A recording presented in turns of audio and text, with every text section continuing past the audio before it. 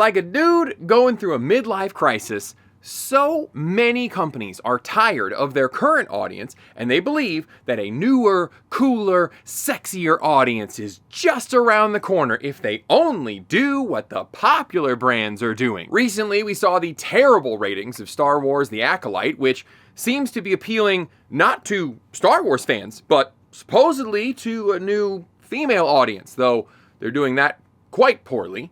A brand that did appeal to female audiences very well was Netflix's Bridgerton series, a proven literary success that printed money for them because they simply had to tell the story that already worked.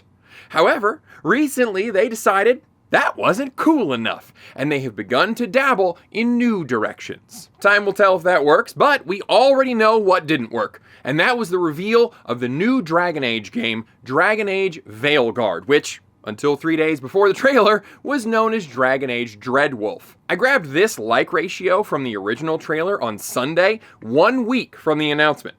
Clearly, fans were not happy with what they saw. However, there was slight improvement with the gameplay reveal a couple days later. Here's the ratio on that. It's not great, but it is better. So I got that going for me, which is nice. What's interesting to note is that as of Sunday, the gameplay video had 2.9 million views, while the first trailer had 1.9 million. This might be due to the trailer also getting shown on other showcase channels like Xbox, but I think it's also a signal that gamers value gameplay far more than purely cutscene trailers.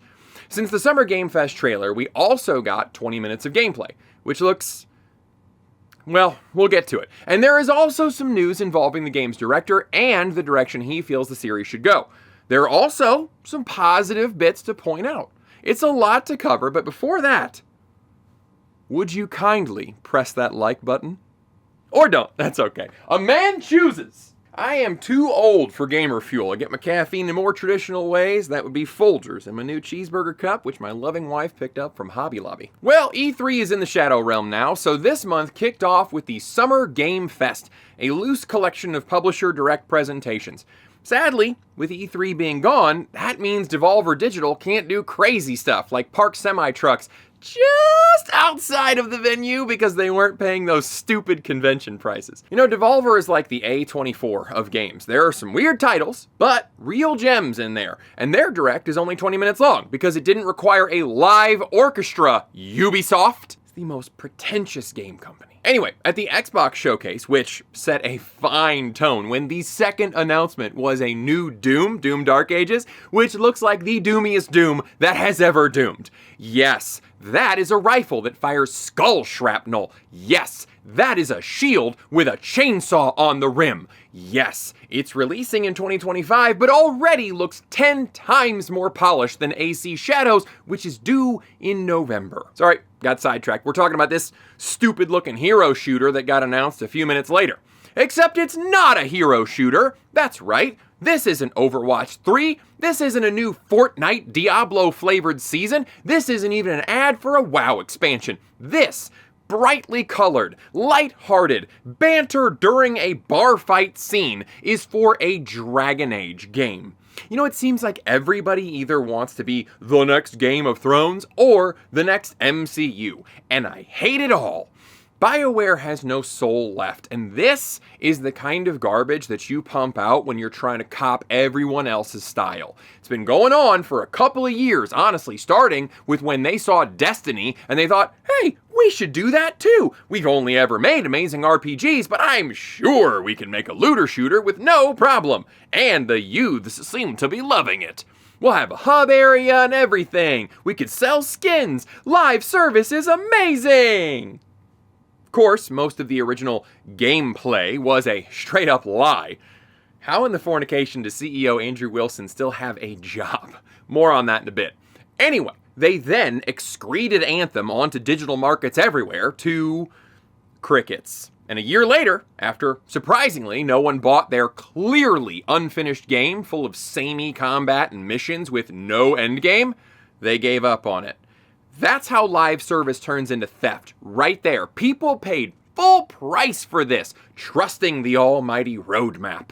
It's called a hustle, sweetheart. This is the common thread with terrible entertainment recently. Instead of serving the story-driven, RPG-loving fans they already had, they thought there was some fantasy audience out there who would love the BioWare treatment of shooters. Just like instead of serving the massive fan base that came bundled with their $4 billion purchase of Lucasfilm, Disney is currently catering to an audience of, I don't even know anymore. And I suspect they don't either. And now, BioWare is dusting off a classic after a decade, Dragon Age. The game, known for its dark fantasy aesthetic, is now bright and cheerful. The game known for its grim, gritty characters is now quips and banter.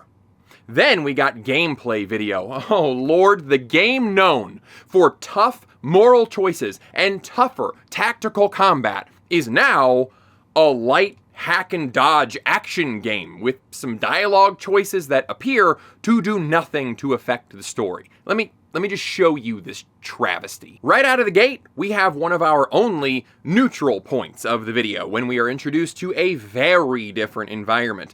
This fantasy game is darn near steampunk. We've got a floating Big Brother fortress that's shining police lights on people. We have neon lyrium lights. Minrathous is unlike anything players have seen in Thedas, which might be one of the few pluses about this game, depending on, how you get to explore it. The gameplay slice doesn't make it seem great, though it's not exploration time. The Fade is, being torn open here. However, and I'm gonna have to repeat this a few times, this is what they chose to show us. This is all I have to go on, and it's not great. Anyone who wants to say, oh, well, I bet the game is better, you really need to ask yourself why they didn't show any of it. If a lot of the game takes place in Minrathous and it's a cool city you can explore and do quests in, why did we only see a straight path with demons you could pet, you're so close to them, but they do nothing? One thing that concerns me, and this isn't BioWare's fault, but Baldur's Gate 3 showed us a weakness. Cities can be tough to pull off in a game like this because making them feel alive means making them packed. And it's difficult to move about, and your camera might fight you, and you might not be able to locate what you're searching for. One of the biggest complaints about Baldur's Gate 3 was Act 3, with many people saying they felt downright claustrophobic. But who knows? Because they didn't bother to show it in the first gameplay trailer that people have been waiting a decade for. Amazing marketing. Congratulations, you played yourself. Anyway, our action begins, and we're running.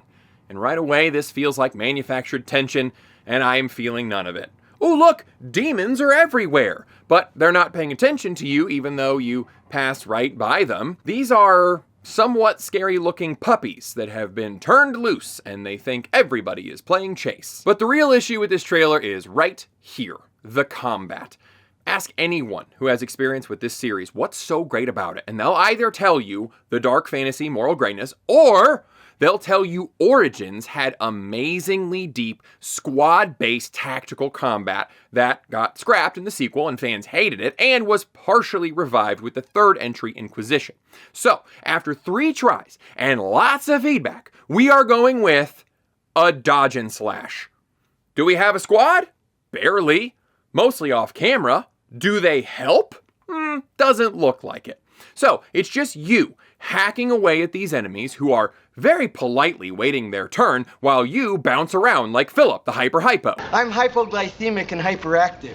They said the name was changed from Dreadwolf because they wanted to focus on your team, not the villain. Where are they? Where are they? Then they showed gameplay where you don't have a team. These other people are just kinda nearby. Here, we've got some more baddies who don't feel like attacking you. But wait, there is tactical combat. Every now and then you pause and you pick this single skill. The screen looks like you're gonna have more choices later, but again, this is what they showed. So we're not showing off a lot of game mechanics. There's no commentary or anything here. Are you getting Anthem vibes yet? Hey, did you know that team didn't know what their game was going to be called until just a couple of days before their trailer came out? They had to write additional story to fit the name after they decided on it. Jason Schreier did a full autopsy a couple years ago. It's fascinating. I'm going to link it in the description. When you read it, and you should, it will make you extremely pessimistic about this game, because similar development issues are plaguing this team. Anyway, these guys are half-heartedly fighting you, and the enemies here are... they're just so polite, they even have bright yellow arrows to let you know where their magic is about to go. Look, I don't believe that every game needs to be Dark Souls, but more games are getting this kind of boring combat because the enemies have no AI, they do no damage, and you just need to mash attack. The encounters really feel like they're just time padding. Oh, there are also environmental puzzles to solve. Here, check out this barrier the enemy set up. Looks like the Venatori put up a barrier to block the way. You see that? You can't just mash attack in this game. You really need to think about what you're doing. But there's also a boss fight, a pride demon. Wait, is that a pride demon?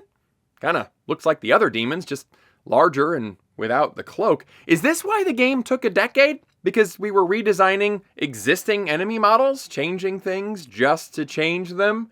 Like Anthem? I know this is a tutorial area, so this fight is easy, but wow, this giant demon does no damage.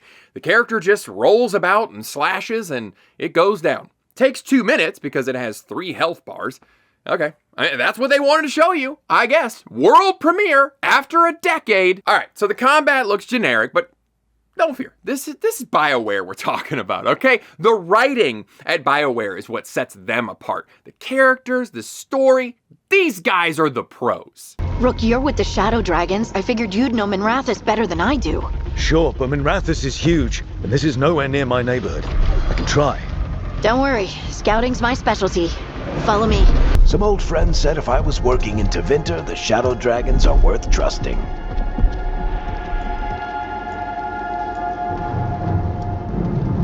We haven't got a lot of time. Varric said you had a lead on Solus? You get right to the point.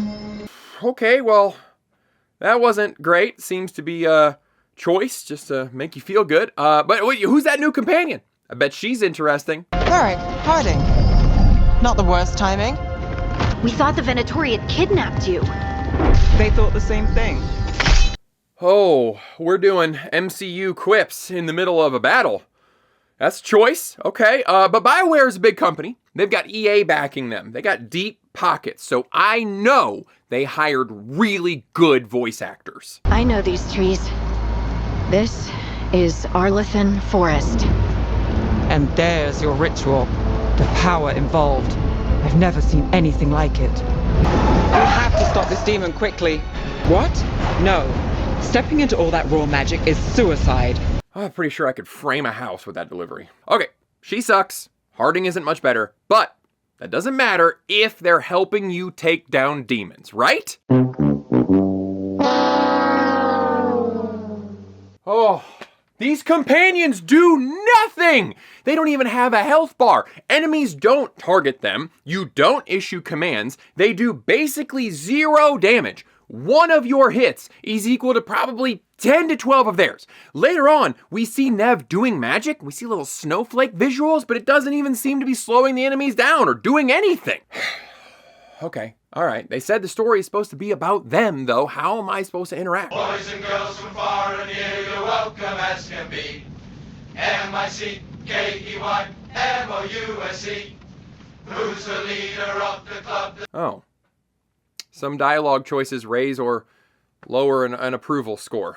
Probably for eventual boning purposes. That choice did nothing to affect the story, by the way. Varric still goes to Dr. Solus. They inserted that little choice solely so that you could raise or lower your companion relationship scores. BioWare isn't listening to player demands on combat, but the director made sure to focus on companion sexuality. More on that in a minute. Okay, so the name got changed from Dreadwolf, probably because the big build-up to Solus goes nowhere, and he's not as big of a bad as he seems, right?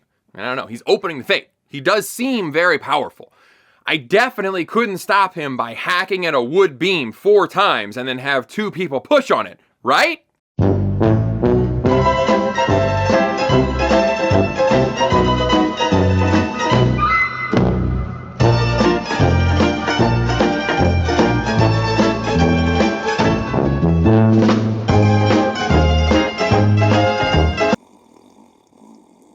And we end with these two figures coming out of the fade.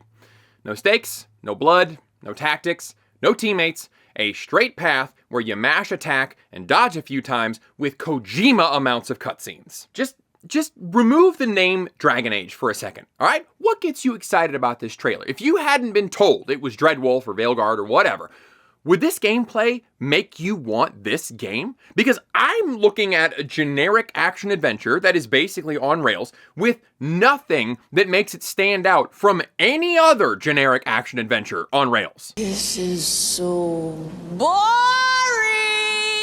Okay, before I continue to crap on this game and its parent company EA and its director, let's take a breather for some positives, because there are some. Since the original trailer and gameplay, more information is dropping every day. The gameplay seeming to be on rails is not an accident. In a recent interview, the game's director said the game will be mission-based, not open world, and you can revisit mission areas. Quote, you can go back, solve mysteries, do some really great side content. Not fetch quests, not grind quests, some really great side content. But I want to be clear, it's a really curated, handcrafted experience. Honestly, saying the right stuff here. Continuing on, we spent a lot of time listening to what you all said. And of course, everybody has slightly different tastes, but you're not going to be gathering shards in the hinterlands. Everything is built with intention. Now, that does sound pretty good, especially compared to the grindy nature of Inquisition. I put over 100 hours into that game because I am not able to ignore the side quest tracker. It got very grindy, and moving about the hinterlands was a slow process. In all honesty, between the mission-style gameplay and this action combat with the quick closing strikes, feels much more like Mass Effect than Dragon Age. And I don't say that with disdain. I greatly enjoyed Mass Effect, especially the melee build that I was rocking in ME3. Biotic charge in, knock down enemies like bowling pins, then lay about with my shotgun. It was darn fun. And I don't dislike this mission-style curated map idea either. It might be a breath of fresh air from the humongous but mostly empty maps we're seeing in a lot of games right now.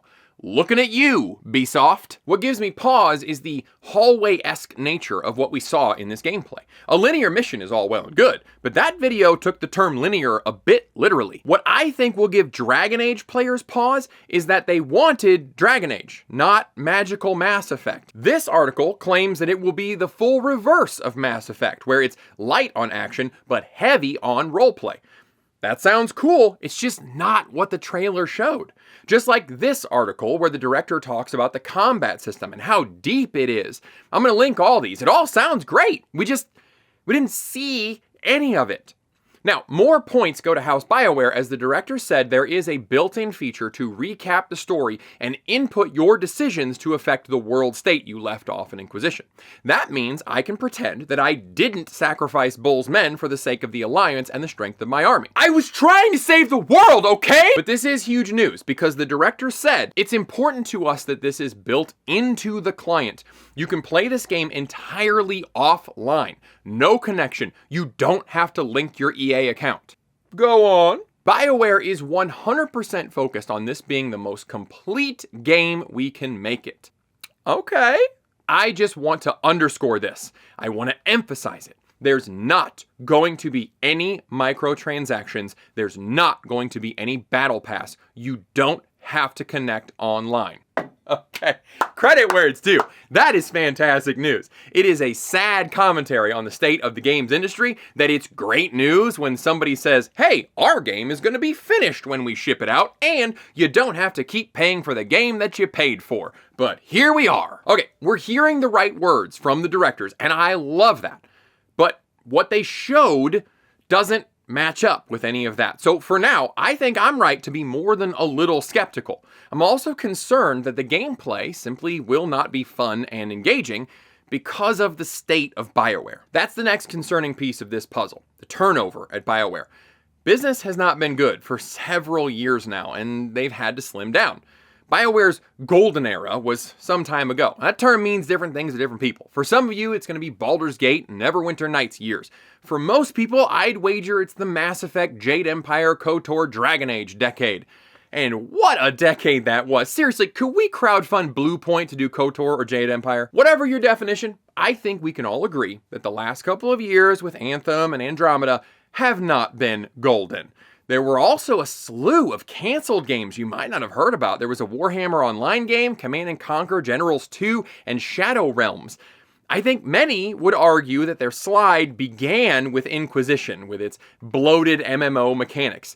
Overall, I enjoyed that one, but yeah, it wasn't up to the BioWare standard that we knew. I would go so far as to argue the downfall started with Mass Effect 3 and its unfinished ending, where, after 3 whole games full of important choices, you literally arrive at a final room and you choose one of 3 walkways that end in identical machines. Oh, but they're 3 different colors. Then you get one of 3 almost identical cutscenes, but the predominant color matches the one that you picked. They fixed it later with DLC, but I'm still mad. That was like 8 years ago, asshole. People don't forget. Anyway, whatever the golden age was, it's gone, and almost no one from that time remains. Last year, we got the news of 50 more layoffs at the studio, and one of them was Mary Kirby, who created fan favorite Varric, which probably explains why he was replaced by Thorin Oakenshield in that original trailer. She and others contributed heavily to the Dragon Age series over the years, so if this new game ends up feeling a little different, it's probably because a lot of the writers from the games you loved 15 years ago are mostly gone. Something else that's been happening in that time is their parent company, EA, has gotten so much worse. As I said, I think BioWare started heading in a bad direction around 2012, 2014-ish. In unrelated news, Andrew Wilson became the CEO of EA Games in late 2013. Here's a picture of Andrew. He looks like a Bond villain, doesn't he? If I was writing a story with a caricature of a fat cat CEO and I wanted him to look bad, who quoted Ayn Rand as a response to everything, this is the guy that I'd want to cast. He just looks like the kind of guy who thinks games should be using that blockchain thing. NFTs are the future, The guy who thinks that AI could totally replace half his developers, doesn't he? He looks like the kind of guy who thinks games should have an ad-supported tier, like a crappy streaming service. Doesn't he look like that? With the exception of the Ayn Rand bit, he has literally done all of those things.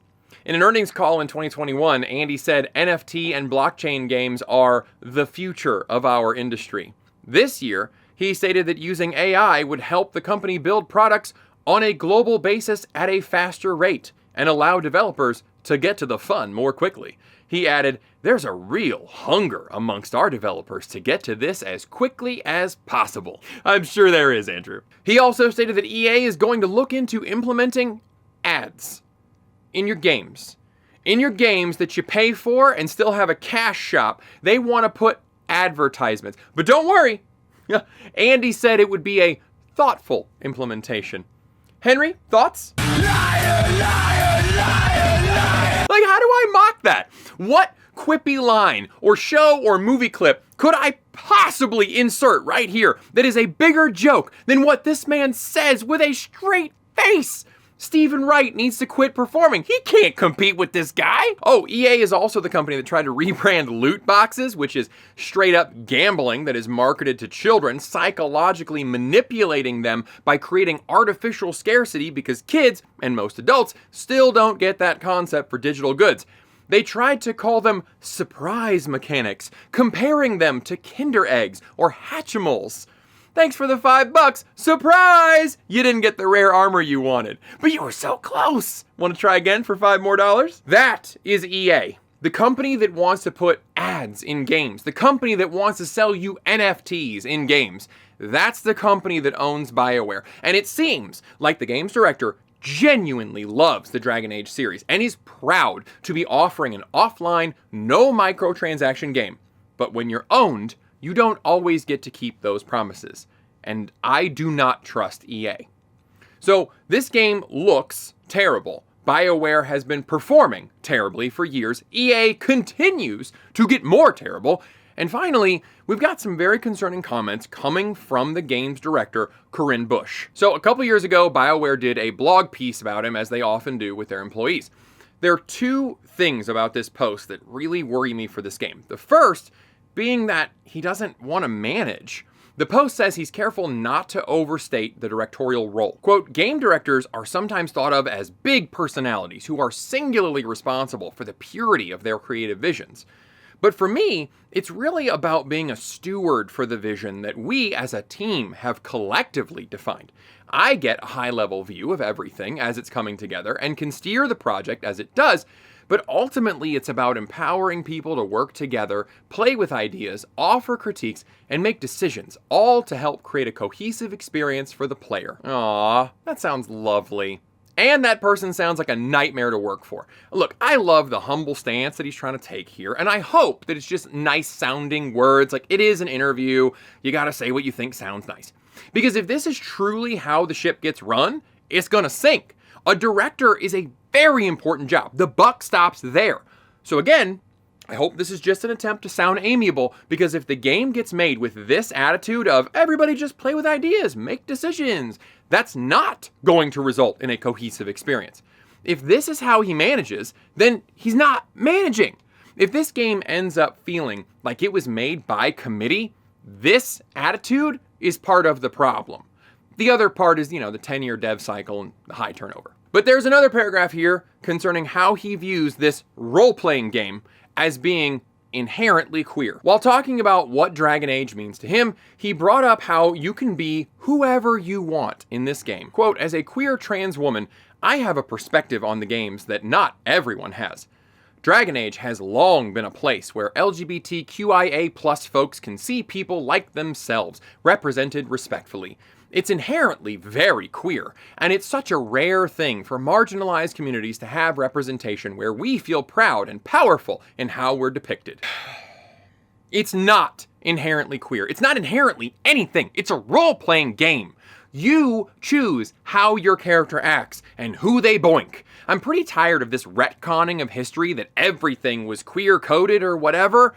The showrunner for Bridgerton, Jess Brownell, which I mentioned at the beginning, is doing this now. A book character named Michael has been changed to Michaela and will have a lesbian romance with a woman named Francesca. Explaining the change, Jess said she chose these two because she identified with Francesca, who is awkward and introverted, and Jess, as a queer woman, identified with her otherness. So, since she felt a connection with a straight character, but she's a lesbian, now you all have to watch her turn that character into a lesbian. What about the introverted straight women who identified with Francesca and hope to one day find their Michael? That's what they identify with. They don't matter. Only Jess's version is important. The book was so emotionally inclusive enough to make her feel something, and that's why it's important to change it, you see? Corinne loved how open Dragon Age was, how it made him feel seen. Everybody gets to feel seen in this role-playing game, and that's why he now needs to make it even more personalized to him. The rest of you can suck it. Makes perfect sense. And he is changing the companion system.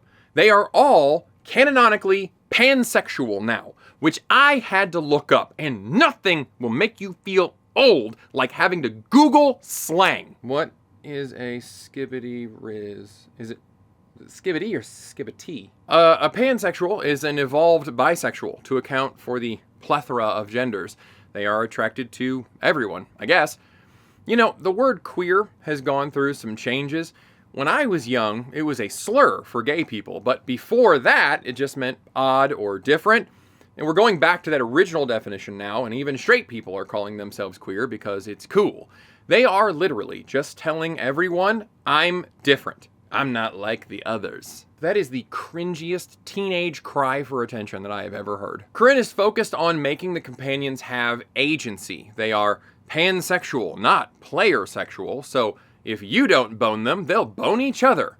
That is what romance options are in video games, by the way. You pick the right dialogue, you do some side missions, and then you get rewarded with a pornographic cutscene. The companions will also fight on their own with much less skill tree customization than you, main character Rook. You'll have to romance them, or at the very least befriend them, because increasing your relationship meter is the only way to unlock new skills for them. You can supposedly issue commands, or, they'll just do their own thing. Honestly, it sounds boring and horny. More news and interviews are coming in all the time, most of it being the director telling us the game will have things that haven't been shown yet, but Now, I guess we'll find out more as time goes on. Most of what we're being told does sound really good, but what we've seen so far does not. So, what do you think? Are you excited about what you're reading? Are you excited about what you've seen? Are you ignoring all of it until full reviews come out this fall? Let me know what you think about this game and the Dragon Age series in general. I appreciate you watching, and I'll see you next time.